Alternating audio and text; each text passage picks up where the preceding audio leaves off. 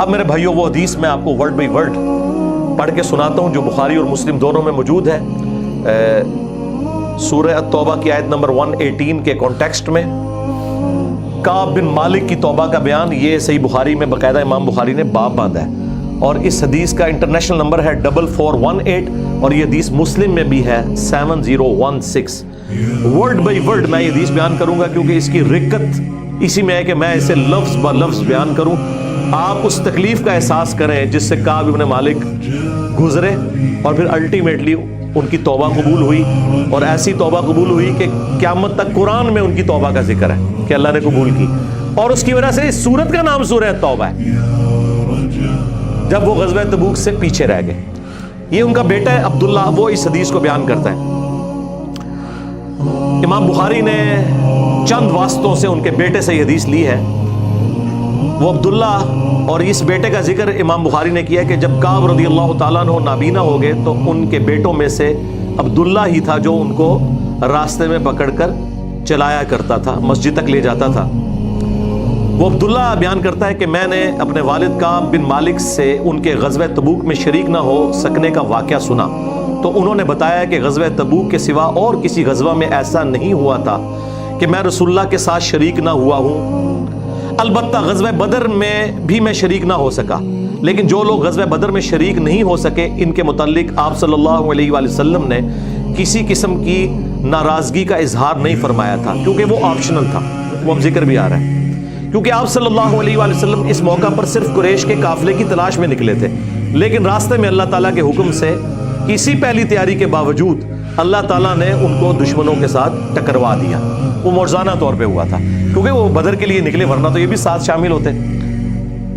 میں لیلہ عقبہ میں رسول اللہ کی خدمت میں حاضر ہوا تھا, یعنی وہ مدینہ کے لیے جو ہجرت کے لیے جن چند ساتھیوں نے انصار مدینہ نے راہ ہموار کی تھی ان میں یہ شامل تھے, جو نبی الاسلام کی زندگی کا ایک ٹرننگ پوائنٹ تھا, ایک آلٹرنیٹو بیس مل گیا. تو کہتے ہیں میں اس رات موجود تھا. یہ وہی رات ہے جس میں ہم نے مکہ میں اسلام کے لیے عہد کیا تھا, اور مجھے تو یہ غزوہ بدر سے بھی زیادہ عزیز ہے.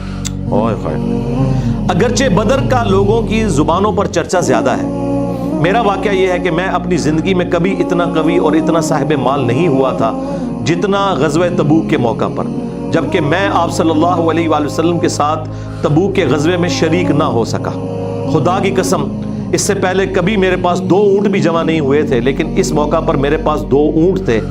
آپ صلی اللہ علیہ وآلہ وسلم جب کسی غزوے کے لیے تشریف لے جاتے تو آپ ذو معنی الفاظ استعمال کیا کرتے تھے, یعنی کوڈ ورڈز جن کے 2 معنی بنتے ہیں. وہ بخاری مسلم میں آیا کہ نبی الاسلام کہتے تھے کل ہم مشرق کی طرف جائیں گے, اور صحابہ کہتے ہیں ہم سمجھتے تھے کہ ہم نے مغرب کی طرف جانا ہے تاکہ جو منافقین ہیں وہ ہماری خبر لیک نہ کر سکیں. لیکن غزوہ تبوک وہ موقع تھا کہ گرمی بڑی سخت تھی, سفر بہت لمبا تھا, ریگستانی سفر تھا, اور دشمن کی فوج بھی کثرت سے تھی. رومن امپائر 700 کلومیٹر ریگستانی سے, تمام مشکلات سامنے تھیں. اس لیے آپ صلی اللہ علیہ وآلہ وسلم نے مسلمانوں سے اس غزوے کے متعلق بہت تفصیل کے ساتھ بتا دیا تھا.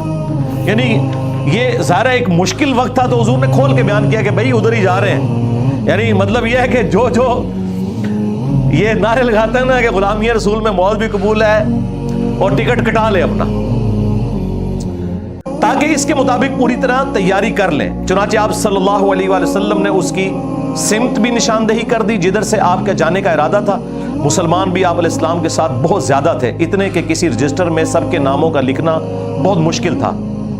کعب کہتے ہیں کہ کوئی بھی شخص اگر اس غزوے میں شریک نہ ہونا چاہتا تو وہ خیال کر سکتا تھا کہ اس کی غیر حاضری کا کسی کو پتہ نہیں چلے گا سوائے اس کے کہ اس کے متعلق وحی نازل ہو. تو حضرت کعب کا کیا عقیدہ تھا کہ نبی علیہ السلام ان کے صحابہ کے پاس علم غیب نہیں تھا جب تک کہ اللہ تعالیٰ وحی کے ذریعے نہ بتا دے. تو باب شاہی کوئی نہیں, ہاں ایسے میں بولا کہ نہ بولا, میرے نبی سا ہے ہی کوئی نہیں, تیرے باب شاہی کوئی نہیں. اور یہ عقیدہ صحابہ کا کہ علم غیب یہ ہے کہ اللہ بتائے. آپ صلی اللہ علیہ وآلہ وسلم جب اس غزوے کے لیے تشریف لے جا رہے تھے تو پھل پکنے کا زمانہ تھا اور سایہ میں بیٹھ کر لوگ آرام کرتے تھے. اچھا دیکھیں اللہ کی آزمائش کہ پھل پک کے تیار ہو جائے تو آپ نے ٹائملی اتارنا ہے, اگر آپ نے نہیں اتارا تو وہ تو آپ کی پورے سال کی اکانومی اس سے وابستہ ہے. اللہ نے عین اس ٹائم پہ آزما لیا کہ ٹھیک ہے اب تم نبی کے ساتھ جاؤ. اب بعد میں بھی بھوک نظر آ رہی ہے. کہتے ہیں لوگ بیٹھ کے نہ چوراہوں پہ یہی باتیں کرتے تھے. آپ صلی اللہ علیہ وآلہ وسلم بھی تیاریوں میں مصروف تھے اور آپ کے ساتھ مسلمان بھی، لیکن میں روزانہ سوچا کرتا تھا کہ کل سے میں بھی تیاری کروں گا. وہی جو آج کہتے ہیں جی کل تو انشاءاللہ داڑھی بھی رکھ لینی ہے، بس میرے بچیوں کے ہاتھ پیلے ہو جائے تو میں تو مسجد میں ہی بیٹھا رہوں گا. یہ وہی چیز ہے، یہ ہر انسان پہ اسے طول عمل کہتے ہیں، لمبی امیدیں لگانا. میں روزانہ اسے ٹالتا رہا. مجھے اس کا یقین تھا کہ میں تیاری کر لوں گا، مجھے آسانیاں میسر تھی. یوں ہی وقت گزرتا رہا اور آخر لوگوں نے اپنی تیاریاں بھی مکمل کر لی اور آپ صلی اللہ علیہ وآلہ وسلم مسلمانوں کو ساتھ لے کر روانہ بھی ہو گئے. اس وقت تک میں نے کوئی تیاری نہیں کی تھی. اس موقع پر میں نے اپنے دل کو یہی سمجھایا کل یا پرسوں تک تیاری کر لوں گا، پھر لشکر سے تیزی سے جا کر مل جاؤں گا. کوچ کے بعد دوسرے دن بھی میں نے تیاری کے لیے سوچا لیکن کچھ نہ ہو سکی. پھر تیسرے دن سوچا اور اس دن بھی کوئی تیاری نہ ہو سکی. اور یوں وقت گزرتا گیا اور اسلامی لشکر بہت آگے بڑھ گیا. غزوہ میں میرے شرکت کے لیے بات اب دور کی بات ہو گئی اور میں یہی ارادہ کرتا رہا کہ یہاں سے چل کر اب ان تک نہیں پہنچ سکوں گا. تھیندے تھی گیا. کاش میں نے ایسا کر لیا ہوتا، لیکن یہ میرے نصیب میں نہیں تھا. اچھا، جرم ہو جانے کے بعد آپ یہ کہہ سکتے ہیں میری تقدیر میں یہ لکھا تھا، پہلے نہیں. وہ تو پھر اللہ پہ آپ بہتان مان دیں گے نا کہ میں نماز اس لیے نہیں پڑھ رہا کہ اللہ نے میرا مقدر کیا ہے کہ میں اگلی نماز نہ پڑھوں. نہ، ہاں بعد میں آپ کہہ سکتے ہیں کہ میری تقدیر میں لکھا تھا کہ میں اتنا بدبخت ہوں کہ میں نماز چھوڑوں گا، اور وہ چھوڑوں گا اپنی مرضی سے. اللہ نے تو اپنے علم سے فورسی کی ہے. آپ صلی اللہ علیہ وآلہ وسلم کے تشریف لے جانے کے بعد جب میں باہر نکلتا تو مجھے بڑا دکھ ہوتا، اوئے ہوئے، کیونکہ یا تو وہ لوگ نظر آتے تھے جن کے چہروں سے نفاق ٹپکتا تھا. ہاں، اب پیچھے رہنے والے تو وہ تھے جو ہے ہی منافقین تھے شکلوں سے، ٹھیک ہے، یا پھر وہ لوگ تھے جنہیں اللہ نے معذور اور ضعیف قرار دے کر معاف کر دیا تھا. وہ سورہ توبہ میں 92 نمبر آیت میں گزرا ہے نا کہ وہ لوگ پھر رسول اللہ سے اس حال میں واپس ہوتے ہیں کہ ان کی آنکھیں آنسوؤں سے تر ہوتی ہیں کہ نہ حضور انہیں کوئی سواری دے سکتے ہیں، غریب لوگ ہیں. اور وہ لوگ بھی جو مریض ہیں ان کو اللہ تعالیٰ نے اس حوالے سے چھٹکارا دے دیا. آپ صلی اللہ علیہ وآلہ وسلم نے میرے بارے میں کسی سے کچھ نہیں پوچھا، لیکن جب آپ تبوک پر پہنچے تو وہی ایک مجلس میں آپ نے دریافت کیا کہ کعب نے کیا کیا. آپ نظروں میں تو تھا نا جی، خاص بندے جو ہوتے ہیں وہ نظروں میں تو ہوتے ہیں. یعنی یہ تو ایکسپیکٹ ہی نہ کیا جا سکتا کہ مین ٹیم ممبر پیچھے رہ جائے. تو اس سے اندازہ لگائے کہ حضرت کعب بن مالک کو چھوٹے بندے نہیں تھے. بنو سلمہ کے ایک صاحب نے کہا یا رسول اللہ اس کے غرور نے اسے آنے نہیں دیا. اس پر حضرت معاذ ابن جبل بولے تم نے بری بات کہی. یا رسول اللہ خدا کی قسم ہمیں ان کے متعلق خیر کے سوا اور کچھ معلوم نہیں. تو نبی علیہ السلام نے اس کے جواب میں کچھ نہیں فرمایا. دیکھیں انہوں نے پوری رپورٹ لی ہے پیچھے سے کہ کیا کچھ ہوتا رہا وہاں. اب حضور نے کوئی ورڈنگ دی، ظاہر ہے نبی علیہ السلام کو بھی غصہ تھا. کعب بن مالک رضی اللہ تعالیٰ نے بیان کیا کہ جب مجھے معلوم ہوا کہ نبی علیہ السلام واپس تشریف لا رہے ہیں تو اب مجھ پر فکر سوار ہونے لگی اور میرا ذہن کوئی ایسا جھوٹا بہانہ تلاش کرنے لگا جس سے میں کل حضرت کی ناراضگی سے بچ سکوں. دیکھیں وہ بھی عام انسان تھے، اتنے اولو العزم صحابہ، لیکن ظاہر نفس تو ہر بندے کے ساتھ لگا ہے. وہ بھی سوچ رہے ہیں کہ یار چلو میں بہانہ کر لوں گا، کوئی مجبوری تھی. اوئے ہوئے ہوئے.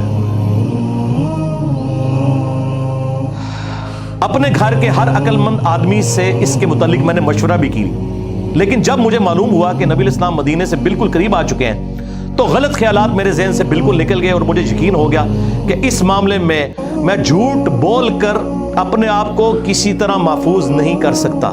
چنانچہ میں نے سچی بات کہنے کا پختہ ارادہ کر لیا. صبح کے وقت حضرت جب تشریف لائے تو آپ صلی اللہ علیہ وآلہ وسلم جب کسی سفر سے واپس آتے تھے تو آپ کی یہ مبارک عادت تھی کہ پہلے مسجد میں تشریف لے جا کر 2 رکعت نوافل پڑھتے، پھر لوگوں کے ساتھ مجلس میں بیٹھتے. جب آپ اس عمل سے فارغ ہو چکے تو آپ کی خدمت میں لوگ آنے لگے جو غزوہ میں شریک نہیں ہوئے تھے اور قسم کھا کھا کر اپنے عذر بیان کرنے لگے. اور ایسے لوگوں کی تعداد 80 کے قریب تھی، یعنی 80 لوگ ایسے تھے جو جھوٹے بہانے لگا رہے تھے. آپ صلی اللہ علیہ وآلہ وسلم نے ان کے ظاہر کو قبول فرما لیا اور ان سے دوبارہ سے عہد بھی لے لیا، ان کے لیے دعائیں مغفرت بھی کی. دیکھو جی، آپ لوگ تو کہتے ہیں کوئی بزرگ دعا کر دے، حضور نے بھی دعائیں مغفرت کر دی ہے لیکن اللہ نے کراس پھیر دیا ہے. ہاں، یہ ذہن میں رکھیں. آپ نے بہانہ بھی قبول کر لیا، دوبارہ سے بیعت بھی کر لی، چلو تجدید عہد بھی ہو گیا جی. اگر بیعت ٹوٹ گئی تو دوبارہ ہو گئی، اور دعا بھی کر دی اور ان کے باطن کو اللہ کے سپرد کر دیا. کیا بات ہے جی. یہ میرے نبی کا ہی جگر ہے جی، شکلوں سے بھی پہچان لیا ہے، صحابہ اگر پہچان ہے کا باطن کا معاملہ اللہ جانے، اس کے بندے جانے۔ اس کے بعد میں حاضر ہوا، میں نے سلام کیا تو آپ علیہ السلام مسکرائے، آپ کی مسکراہٹ میں ناراضگی تھی۔ آپ نے فرمایا آؤ، میں چند قدم چل کر آپ کے سامنے بیٹھ گیا۔ آپ نے مجھ سے دریافت کیا کہ تم غزوہ میں کیوں شریک نہیں ہوئے، کیا تم نے کوئی سواری نہیں خریدی تھی؟ میں نے عرض کیا میرے پاس سواری موجود تھی، اللہ کی قسم اگر میں آپ کے سوا کسی دنیا دار شخص کے سامنے آج بیٹھا ہوتا تو کوئی نہ کوئی بہانہ کر لیتا اور اس کی ناراضگی سے بچ جاتا۔ مجھے خوبصورتی کے ساتھ گفتگو کا سلیقہ بھی معلوم ہے، لیکن اللہ کی قسم مجھے یقین ہے کہ اگر آج میں آپ کے سامنے کوئی جھوٹا بہانہ کر بھی دوں اور آپ راضی بھی ہو جائیں تو بہت جلد اللہ تعالیٰ آپ کو مجھ سے ناراض کر دے گا، کیونکہ میں بظاہر تو بہانہ کروں گا لیکن اللہ تو وہی کے ذریعے آپ کو بتا دے گا یہ جھوٹ بول رہا ہے۔ اس کی بجائے اگر میں آپ سے سچی بات کروں تو یقیناً آپ کو میری طرف سے ناراضگی تو ہوگی، لیکن اللہ سے مجھے امید ہے کہ وہ مجھے معاف کر دے گا۔ خدا کی قسم مجھے کوئی عذر نہیں تھا، اللہ کی قسم اس وقت سے پہلے میں کبھی اتنا آسودہ حال نہیں تھا، اور پھر بھی میں آپ کے ساتھ شریک نہ ہو سکا۔ نبی علیہ السلام نے فرمایا کہ اس نے سچی بات بتا دی، اچھا اب جاؤ یہاں تک کہ اللہ تمہارے بارے میں خود ہی کوئی فیصلہ کرے۔ میں اٹھ گیا اور میرے پیچھے بنو سلمہ کے کچھ لوگ بھی دوڑے آئے اور مجھ سے کہنے لگے اللہ کی قسم ہمیں تمہارے متعلق یہ معلوم نہیں تھا کہ اس سے پہلے تم نے کوئی گناہ کیا ہو، تم نے تو بڑی غلطی کی۔ آپ علیہ السلام کے سامنے ویسے ہی کوئی بہانہ کر دیتے جیسا کہ دوسرے لوگوں نے کیا، تمہارے گناہ کے لیے نبی علیہ السلام کا استغفار ہی کافی ہو جاتا، وہی جو کچھ بھی ہیں تیرے محبوب کی امت سے ہیں۔ لیکن سرکار یہ کعب بن مالک تھے، ان کو پتا تھا، اور مشورہ دینے والے بھی صاحب ہیں، دیکھو کیا مشورہ دے رہے ہیں کہ کو بہانہ کر لینا سی، حضور نے دعا کرنی سی۔ مینٹیلٹی اس زمانے میں بھی اس طرح ہی تھی، یہ نہ سمجھیں آج کے لوگ ہی کہتے ہیں، اس زمانے میں بھی ڈھیلے مسلمان تو تھے، تو حضور نے تیرے لیے دعا کر دینی تھی، تو تو نے تو یہ کہا۔ اللہ کی قسم ان لوگوں نے مجھے اتنی ملامت کی کہ مجھے خیال آیا کہ واپس جا کر کوئی جھوٹا بہانہ کر ہی آؤں۔ اندازہ کرو ایڈا انہوں نے جناب انہوں نے کیتا کہ چلو ٹھیک ہے میں ان جا کے بہانہ کر لوں۔ پھر میں نے ان سے پوچھا کیا میرے علاوہ کسی اور نے بھی کوئی ایسا عذر بیان کیا ہے؟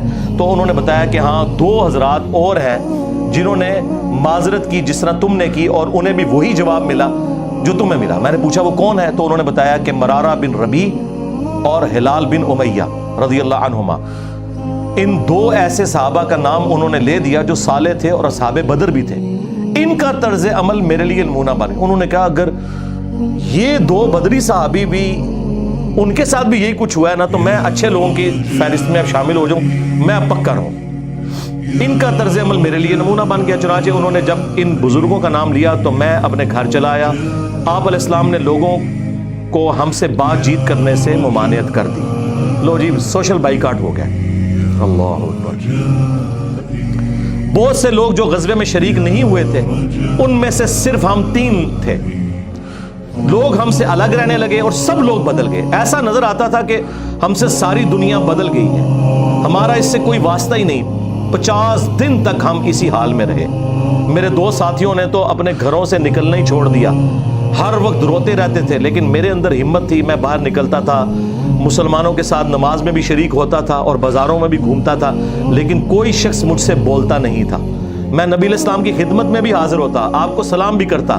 جب آپ نماز کے بعد مجلس میں بیٹھتے تو میں اس کی جستجو میں لگا رہتا کہ دیکھوں سلام کا جواب دیتے ہیں یا نہیں، اور میری نظر حضور کے ہونٹوں کی طرف ہوتی کہ جواب میں ہلے یا نہیں۔ کنکھیوں سے دیکھتے رہتے، اب حضور جواب بھی نہیں دے رہے۔ پھر میں کوشش کرتا کہ آپ کے قریب ہی نماز پڑھوں، اور میں آپ کو کنکھیوں سے دیکھتا رہتا ایسے کر کے۔ جب میں اپنی نماز میں مشغول ہو جاتا تو رسول اللہ میری طرف دیکھتے، لیکن جو ہی میں آپ کی طرف دیکھتا تو آپ رخ انور پھیر لیتے۔ ظاہر ہے حضور کو بھی تو محبت تھی اپنے صحاب کے ساتھ، حضور دیکھتے تھے، وہ جب یعنی اپنی ناراضگی کا اظہار وہ اگر نماز میں بھی حضور کی طرف دیکھ رہے ہیں تو حضور چہرہ انور پھیر لیتے۔ تو میں ایک دن ابو قتادہ کے باغ کی دیوار پر چڑھ گیا، وہ میرے چچا زاد بھائی تھے اور مجھے ان سے بہت گہرا تعلق تھا۔ میں نے انہیں سلام کیا، لیکن اللہ کی قسم انہوں نے بھی میرے سلام کا جواب نہیں دیا۔ میں نے کہا ابو قتادہ تمہیں اللہ کی قسم کیا تم نہیں جانتے کہ اللہ اور اس کا رسول سے مجھے کتنی محبت ہے؟ انہوں نے کوئی جواب نہیں دیا. میں نے دوبارہ ان سے یہی سوال کیا, اللہ کی قسم دے کر پوچھا, لیکن وہ پھر بھی خاموش رہے. میں نے پھر اللہ کا واسطہ دے کر ان سے سوال کیا. اس مرتبہ انہوں نے صرف اتنا کہا, اللہ اور اس کا رسول زیادہ بہتر جانتے ہیں. دیکھیں جی اس بات کا جواب انہوں نے کہا, بھائی اللہ کے نبی نے منع کیا ہے, اب بھائی کاٹ ہے تیرا. اللہ اکبر. اس پر میرے آنسو پھوٹ پڑے. میں واپس چلا آیا اور دیوار پر چڑھ کر نیچے باہر اترا. پھر وہ بیان کرتے ہیں کہ ایک دن مدینہ کے بازار میں جا رہا تھا کہ شام کا ایک کاشتکار جو کہ غلہ بیچنے مدینہ آیا تھا پوچھ رہا تھا کعب بن مالک کہاں رہتے ہیں. لوگوں نے میری طرف اشارہ کیا, وہ میرے پاس آیا اور غسان جو بادشاہ تھا رومن امپائر کا, اس کا ایک خط مجھے دیا. وہ جو اس کا ایک سمجھ لیں چھوٹی چھوٹی جو امپائر کے اندر بنی ہوئی تھی ان میں سے ایک کا وہ گورنر تھا. اس خط میں لکھا تھا کہ مجھے معلوم ہوا ہے کہ تمہارے صاحب یعنی رسول اللہ صلی اللہ علیہ وآلہ وسلم نے تمہارے ساتھ زیادتی کی ہے. نعوذ باللہ. اللہ نے تمہیں کوئی ذلیل ہونے کے لیے پیدا تو نہیں کیا کہ تمہارا حق ضائع کیا جائے. تم ہمارے پاس آ جاؤ, ہم تمہارے ساتھ بہتر سلوک کریں گے. یعنی دشمن کی فوج کے ہیڈ کی طرف سے خط آیا. جب میں نے یہ خط پڑھا تو میں نے کہا کہ ایک اور امتحان آ گیا. اچھا جی سرکار, ایک خط کسی اور کو لایا ہو کہ جی اے دیکھ لو یا رسول اللہ منو تے بڑی آفر جے. یہاں لوگ دنیا دار لوگ ہی کرتے ہیں نا جی, مجھے فلاں جگہ سے آفر ہو رہی ہے. لیکن جو اہل ایمان ہے وہ تو کہتے ہیں کہ یار میں اس لیول پہ گر گیا ہوں کہ اب کافر بھی مجھے بلا رہے ہیں. انہوں نے یہ رزلٹ نکالا, چونکہ مومن تھے نا. میں نے اس خط کو تندور میں جلا دیا. ان 50 دنوں میں سے جب 40 دن گزر گئے تو نبی علیہ السلام کا ایلچی میرے پاس آیا اور اس نے کہا کہ رسول اللہ نے حکم دیا ہے کہ اپنی بیوی کے قریب نہ جاؤ. میں نے پوچھا میں اسے طلاق دے دوں یا پھر مجھے کیا کرنا ہے؟ تو انہوں نے کہا نہیں, طلاق نہیں دینی, صرف جدا ہو جاؤ. میرے دونوں ساتھیوں کو جنہوں نے میری طرح معذرت کی تھی یہی حکم ملا. میں نے اپنی بیوی سے کہا کہ اپنے میکے چلی جاؤ, اس وقت تک وہیں رہو جب تک کہ اللہ تعالیٰ اس معاملے کا کوئی فیصلہ نہ کر دے. کعب کہتے ہیں کہ ہلال بن امیہ کی بیوی رسول اللہ کی خدمت میں حاضر ہوئی اور عرض کیا یا رسول اللہ وہ تو بہت بوڑھے اور کمزور ہیں, ان کے پاس کوئی خادم بھی نہیں, کیا اگر میں ان کی خدمت کر دیا کروں تو آپ ناپسند تو نہیں فرمائیں گے؟ بیوی دیکھو جی, بیوی خامد کو کچھ سمجھ نہیں رہی, رسول اللہ سے جا کے پوچھ رہی ہے صلی اللہ علیہ وسلم. تو نبی اسلام نے فرمایا صرف وہ تم سے صحبت نہ کریں. انہوں نے عرض کیا اللہ کی قسم وہ تو کسی چیز کے لیے حرکت ہی نہیں کر رہے. جب سے آپ ان سے ناراض ہوئے ہیں وہ دن اور آج کا دن ان کے آنسو تھمنے میں نہیں آتے. میرے گھر کے بعض لوگوں نے کہا کہ جس طرح ہلال بن امیہ کی بیوی نے ان کے لیے اجازت لے لی تو آپ بھی جا کے اجازت لے لیں. اب دیکھیں لوگ مشورے دے رہے ہیں. میں نے کہا خدا کی قسم میں اس کے لیے رسول اللہ سے اجازت نہیں لوں گا. میں جوان ہوں, معلوم نہیں جب اجازت لینے جاؤں تو حضور کیا فرما دیں. ان کو یہ بھی خطرہ تھا کہ میں یہ جاؤں تو یہ نہ ہو کہ حضور اور ناراض ہو جائے, اگر کوئی چانس بھی ہے نا بچنے کے تو وہ بھی ختم ہو جائے. دیکھیں نہیں کتنا گاڈ اورینٹڈ بندہ ہے جی. اللہ اکبر. اس طرح 10 دن اور گزر گئے. جب رسول اللہ صلی اللہ علیہ وآلہ وسلم نے ہمیں بات چیت کرنے کی ممانعت فرمائی تھی, اس کو 50 دن پورے ہو گئے. 50ویں رات کی صبح کو جب میں فجر کی نماز پڑھ چکا اور اپنے گھر کی چھت پر بیٹھا ہوا تھا, اس طرح جیسا کہ اللہ تعالیٰ نے ذکر کیا وہ ہم آیت پڑھ چکے ہیں, سورہ توبہ کی آیت نمبر 118, جس میں تھا نا کہ زمین وسعت کے باوجود تنگ ہو گئی اور ان کا دم گھٹنے والا تھا. میرا دم گھٹ رہا تھا, زمین اپنی تمام وسعتوں کے باوجود میرے لیے تنگ ہوتی جا رہی تھی. میں نے ایک پکارنے والے کی پکار سنی جو سلع کی پہاڑی پر چڑھ کر بلند آواز سے کہہ رہا تھا اے کعب بن مالک تمہیں بشارت ہو, اے کعب بن مالک تمہیں بشارت ہو. انہوں نے بیان کیا کہ یہ سنتے ہی میں سجدے میں گر پڑا اور مجھے یقین ہو گیا کہ اب اللہ کی طرف سے فراخی ہو جائے گی. فجر کی نماز کے بعد رسول اللہ صلی اللہ علیہ وآلہ وسلم نے اللہ کی بارگاہ میں ہماری توبہ کی قبولیت کا اعلان کر دیا. لوگ میرے پاس بشارت دینے کے لیے آنے لگے اور میرے 2 ساتھیوں کو بھی جا کر بشارت دی. ایک صاحب زبیر بن عوام اپنا گھوڑا دوڑاتے ہوئے آئے. ادھر قبیلہ اسلم کے ایک صحابی نے پہاڑی پر چڑھ کر آواز دی اور وہ آواز گھوڑے سے زیادہ تیز تھی. جن صحابی نے پہاڑی سے آواز دی تھی جب وہ میرے پاس بشارت دینے آئے تو میں نے اپنے دونوں کپڑے اتار کر بشارت کی خوشی میں انہیں دے دیے۔ اللہ کی قسم اس وقت ان 2 کپڑوں کے سوا دینے کے لیے میرے پاس اور کچھ نہ تھا۔ پھر میں نے ابو قتادہ سے 2 کپڑے ادھارے مانگے اور رسول اللہ کی خدمت میں حاضر ہوا۔ جوگ در جوگ لوگ مجھ سے ملاقات کرتے جا رہے تھے اور مجھے توبہ کی قبولیت پر بشارت دیتے جا رہے تھے۔ اللہ کی بارگاہ میں توبہ کی قبولیت مبارک ہو۔ کعب رضی اللہ تعالیٰ عنہ بیان کرتے ہیں کہ آخر میں مسجد میں داخل ہوا تو رسول اللہ صلی اللہ علیہ وآلہ وسلم تشریف رکھتے تھے۔ چاروں طرف صحابہ کا مجمع تھا۔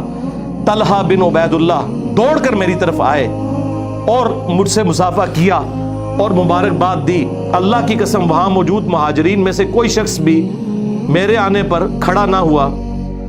طلحہ رضی اللہ تعالیٰ عنہ کا یہ احسان میں کبھی نہیں بھولوں گا کہ انہوں نے کھڑے ہو کر میرا استقبال کیا۔ جب میں نے رسول اللہ کو سلام کیا تو آپ علیہ السلام کا چہرہ مبارک خوشی اور مسرت سے دمک اٹھا۔ اس مبارک دن کے لیے تمہیں بشارت ہو، اس مبارک دن کے لیے تمہیں بشارت ہو جو تمہاری عمر کا سب سے مبارک دن۔ واقعی جی اس سے بڑی کوئی مبارک بات نہیں ہو سکتی کسی شخص کے لیے کہ اللہ تعالیٰ اس کی توبہ کی اناؤنسمنٹ کر دے اور پھر قیامت تک قرآن میں وہ آیات پڑھی جائے۔ انہوں نے بیان کیا کہ میں نے عرض کیا یا رسول اللہ یہ بشارت آپ کی طرف سے ہے یا اللہ کی طرف سے؟ فرمایا نہیں، اللہ کی طرف سے۔ اور نبی علیہ السلام جب کسی بات پر خوش ہوتے تو چہرہ مبارک روشن ہو جاتا تھا، ایسے جیسے چاند کا ٹکڑا ہو۔ آپ کی مسرت ہم چہرہ مبارک سے سمجھ جاتے تھے۔ پھر جب میں آپ کے سامنے بیٹھ گیا تو عرض کیا یا رسول اللہ اپنی توبہ کی قبولیت کی خوشی میں اپنا مال اللہ اور اس کے رسول کی راہ میں صدقہ کر دوں؟ آپ نے فرمایا لیکن کچھ مال اپنے پاس رکھ لو، یہ زیادہ بہتر ہے۔ میں نے عرض کیا کہ پھر میں خیبر کا حصہ اپنے پاس رکھ لیتا ہوں۔ پھر میں نے عرض کیا یا رسول اللہ اللہ نے مجھے سچ بولنے کی وجہ سے نجات دی، اب میں اپنی توبہ کی قبولیت کی خوشی میں آپ سے یہ وعدہ کرتا ہوں کہ جب تک زندہ رہوں گا سچ کے سوا کوئی بات زبان پر نہیں لاؤں گا۔ بس اللہ کی قسم جب سے میں نے رسول اللہ کے سامنے یہ عہد کیا صلی اللہ علیہ وآلہ وسلم، میں کسی ایسے مسلمان کو نہیں جانتا کہ جسے اللہ نے سچ بولنے کی وجہ سے اتنا نوازا ہو جتنی نوازشات مجھ پر کی سچ بولنے کی وجہ سے۔ جب سے میں نے نبی علیہ السلام کے سامنے یہ عہد کیا پھر آج تک میں نے کبھی جھوٹ بولنے کا ارادہ بھی نہیں کیا، اور مجھے امید ہے کہ اللہ تعالیٰ باقی زندگی بھی مجھے اس سے محفوظ رکھے گا۔ اور اللہ نے اپنے رسول پر آیت نازل کی، اور وہی آیت نمبر 118 اور 119 نمبر، یقیناً اللہ تعالیٰ نے نبی مہاجرین اور انصار کی توبہ قبول کی، اور پھر وَكُونُوا مَعَ الصَّادِقِينَ تک۔ خدا کی قسم اللہ تعالیٰ کی طرف سے اسلام کے لیے ہدایت کے بعد میری نظر میں رسول اللہ کے سامنے سچ بولنے سے بڑھ کر اللہ کا مجھ پر کوئی اور انعام نہیں ہوا کہ میں نے جھوٹ نہیں بولا اور اس طرح اپنے آپ کو ہلاکت سے بچا لیا۔ جیسا کہ جھوٹ بولنے والے ہلاک ہوئے، نزول وحی کے زمانے میں جھوٹ بولنے والوں پر اللہ تعالیٰ نے اتنی شدید وعید فرمائی جتنی شدید وعید کسی اور کے لیے نہیں تھی۔ اور وہ سورہ التوبہ کی آیت نمبر 96 کا انہوں نے پھر یہاں پہ حوالہ دیا کہ عنقریب جب تم اے نبی واپس جاؤ گے تو یہ جھوٹے بہانے کریں گے، اور اگر تم ان سے راضی بھی ہو جاؤ اللہ تعالیٰ ان سے راضی نہیں ہوگا۔ کعب کہتے ہیں کہ چنانچہ ہم 3 ان لوگوں کے معاملے سے جدا رہے جنہوں نے رسول اللہ کے سامنے جھوٹی قسمیں کھائی تھیں اور آپ نے ان کی بات مان بھی لی تھی اور ان سے بیعت بھی لے لی اور ان کے لیے دعائے مغفرت بھی کی۔ ہمارا معاملہ رسول اللہ نے چھوڑ دیا اور اللہ نے خود اس کا فیصلہ کیا، اور پھر اللہ تعالیٰ نے یہ آیت نازل کی جو ہم نے یہ پڑھی سورہ التوبہ کی آیت نمبر 118، وَعَلَى الثَّلَاثَةِ الَّذِينَ خُلِّفُوا حَتَّى إِذَا ضَاقَتْ عَلَيْهِمُ الْأَرْضُ بِمَا رَحُبَتْ وَضَاقَتْ عَلَيْهِمْ أَنفُسُهُمْ وَظَنُّوا أَن لَّا مَلْجَأَ مِنَ اللَّهِ إِلَّا إِلَيْهِ ثُمَّ تَابَ عَلَيْهِمْ لِيَتُوبُوا إِنَّ اللَّهَ هُوَ التَّوَّابُ الرَّحِيمُ۔